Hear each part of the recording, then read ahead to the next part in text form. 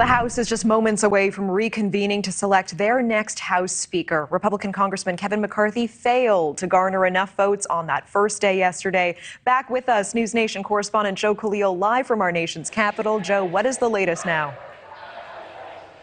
Well, first I want to lay out what's at stake here, Natasha. We woke up this morning with no Speaker of the House. So effectively, what that means is that we don't have a functioning Congress right now. The House cannot be sworn in until this speaker situation is sorted out. So what I've been hearing from my Republican sources, I've been talking to many of them last night and early this morning, a lot of them, including one really high-ranking Republican member I spoke with today, frankly doesn't think there was a whole lot of progress made yesterday in terms of trying to get those 19 or 20 Republicans that voted against Kevin McCarthy to now support him. They think if there were to be a vote soon, the result may be almost exactly what it was yesterday. Maybe a few people now moving forward to McCarthy's camp, but that's certainly not a guarantee.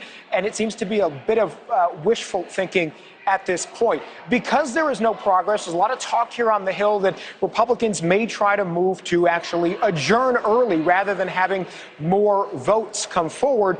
So that would actually take a majority of the House to do that. If that does happen, we're not going to see any votes today. We'll have to see in just a little bit whether or not that actually happens. But the reason behind that, and the important piece to know here, is that the motivation for that would just be McCarthy simply doesn't feel confident that he has the votes today.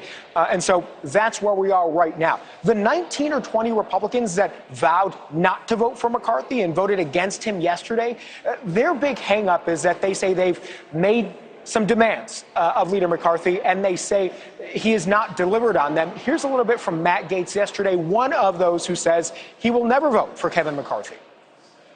We did not take this to the brink. For many months, we have been presenting these ideas to Mr. McCarthy, and we have gotten strung along, and only on New Year's Eve did we see changes to the rules. I think he thought that just by going on your network and others that he would browbeat us into submission to the swamp, and we're not going to do that.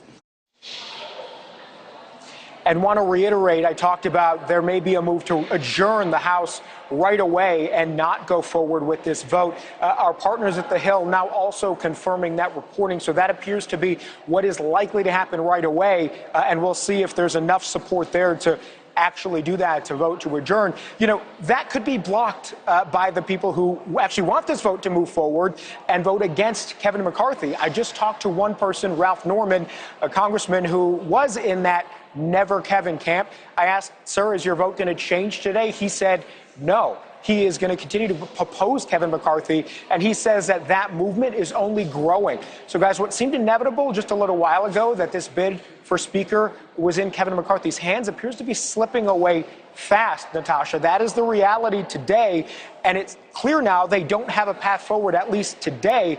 They may try to do this sometime over the next couple of days, continue to have these closed-door meetings and pressure or negotiate with those who say they won't vote for him.